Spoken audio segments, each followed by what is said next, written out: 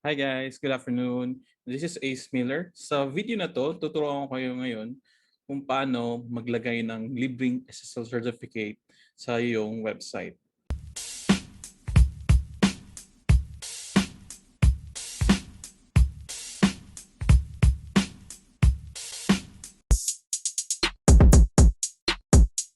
Okay, so basically, meron ako ditong website, no? It's called asensokabayan.com. Okay, so mapapansin nyo guys, no? Yung website natin is nakalagay dito sa browser, okay? Ang sabi dito is not secured. So meaning to say, yung website mo, okay, wala pa siyang yung tinatawag na SSL certificate. Okay?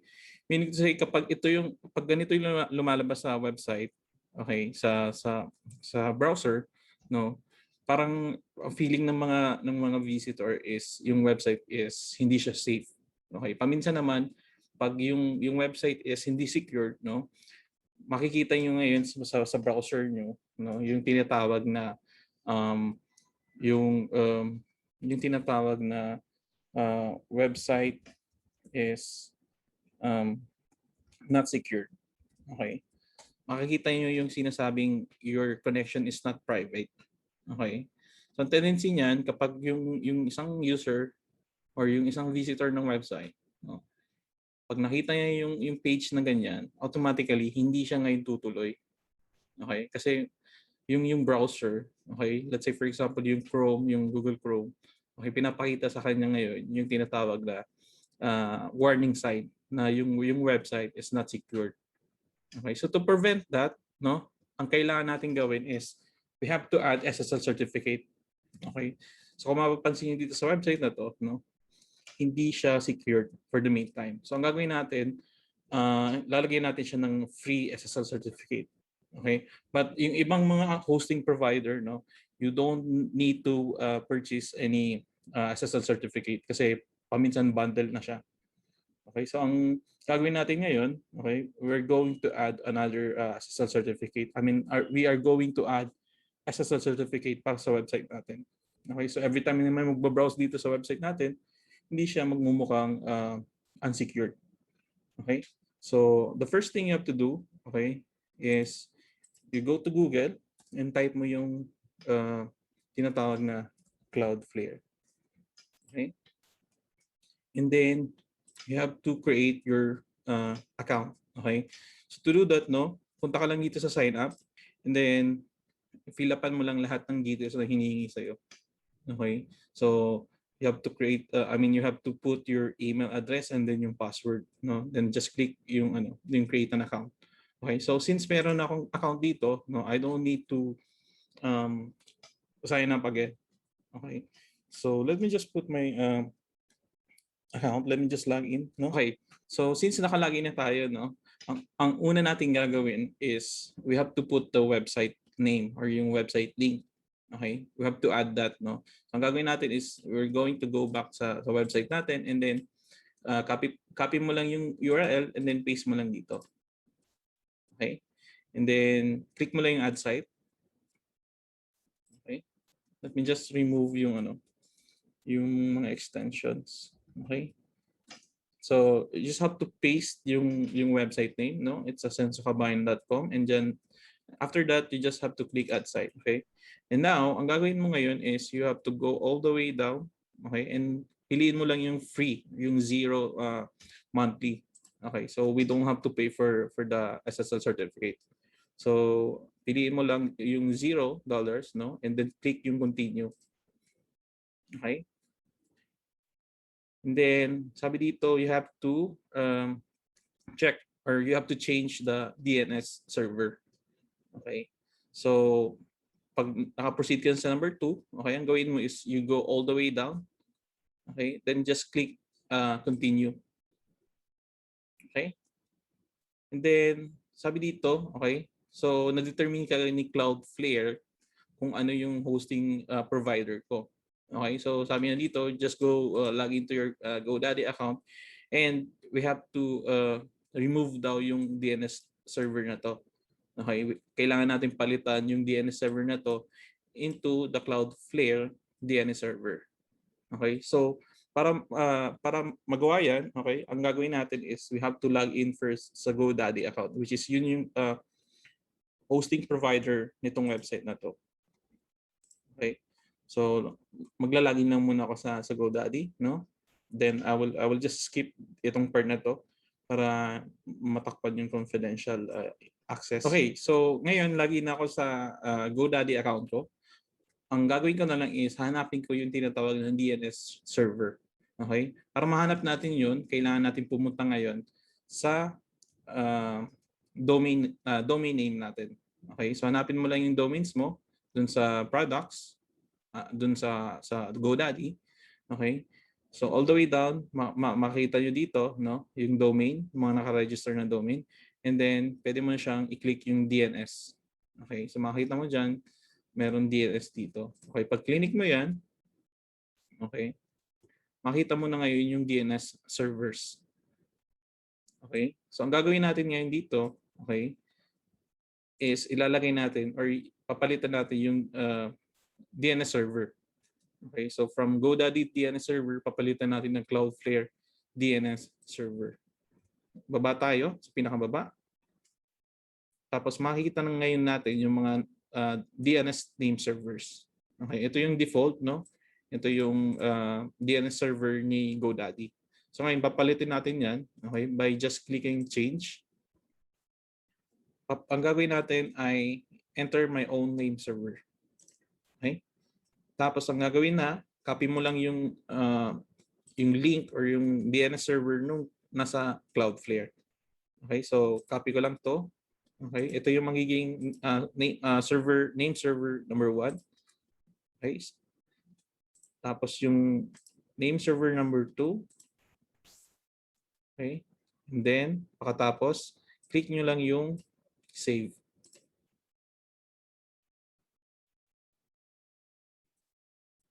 Okay.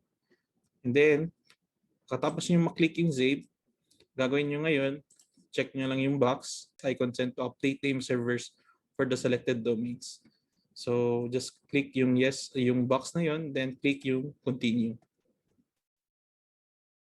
Balik ka sa Cloudflare at ang gagawin mo na is click mo lang yung blue button, ang sinasabi dyan na done check name servers. So, click mo lang yan. Okay?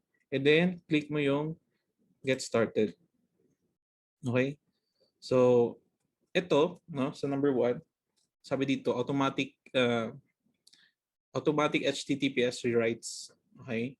So, automatically, dapat naka-switch on yan. Kung naka-off yan, no, make it switch on. Okay, then click save. Okay? Save mo lang ulit yan. Use HTTPS. Okay?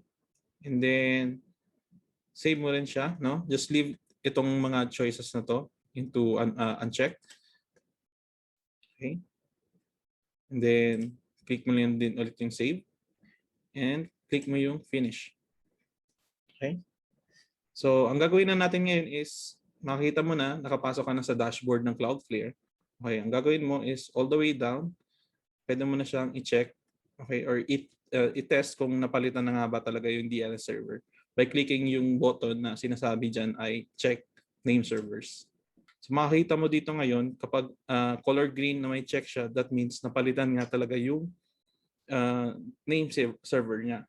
Okay? So the next thing you have to do, no, after changing the name server, okay, kailangan mo ngayon maglagay ng plugin na tinatawag na flexible SSL. So yung flexible SSL na yan, no, siya ngayon yung mag-link kay Cloudflare papunta doon sa website mo. Okay? To do that, ang gagawin natin is pupunta lang tayo sa website natin. Okay? Tapos login lang tayo doon sa back-end ng website natin. Okay, so login na tayo ngayon sa dashboard ng WordPress or yung backend ng WordPress.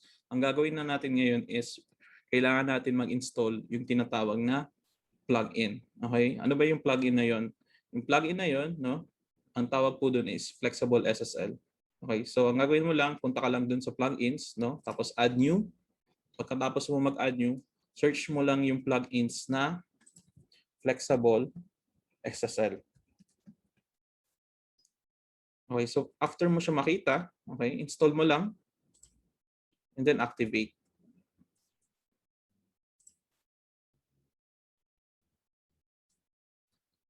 Okay, so after mo siya ma-activate, okay, ang gagawin mo na ngayon, you have to go back dun sa Cloudflare dashboard. And then, pagkatapos, kailangan mo pumunta ngayon dito sa SSL or TLS na tab or icon. And then, pagka-click mo, okay, ang gagawin mo is you have to go all the way here sa Edge Certificate option. Okay, and then afterwards, baba ka lang dito, hanapin mo yung always use HTTPS and switch on mo lang siya. Okay, so after switching this on, no, pwede mo na ngayon i-check kung nagbago na yung not secured into secured. Okay, so sometimes yung process niya or yung transition niya, no, inaabot siya paminsan ng 24 hours or 48 hours. So tingnan natin kung may nagbago or wala. Okay, you can also check, no, you can also check sa incognito kung may nagbago ba or wala. Okay. So, ayan. So, since wala pa siya nagbabago, no, we have to come back maybe after 24 hours or 48 hours. Okay. Or you can also check sa ibang mga devices like yun sa mobile mo or sa tablet mo or sa ibang computer. You can also check kung nagbago na ba yung not secured into secured. Okay. So, mapapansin nyo guys, itong not secured na to, mapapalitan siya ng yung parang lock icon or yung yung parang lock pad icon. Okay. So this means secured na yung site, no. So sooner or later makakita nyo or mapapansin nyo yung website nyo, it will turn into not secured. Okay, from not secured into secured. Okay, so you just have to wait like 24 hours or 48 hours para makita yung pagbabago. Okay? If not, if you are experiencing some kung wala kayong nakitang pagbabago, just try to delete all the history or yung mga sa history tab you can just clear that, no? Tapos check nyo ulit kung nagbago na siya or hindi. So for the meantime, we have to wait for at least 24 hours para makita yung transition niya into a secured website. Okay? So I hope guys may natutunan tayo today. Okay? So if you have any questions, okay, if you have any doubts, no, you can also comment your questions below. I will be answering all of those questions, no. Okay, so thank you so much for watching. I hope to see you again next time. Bye.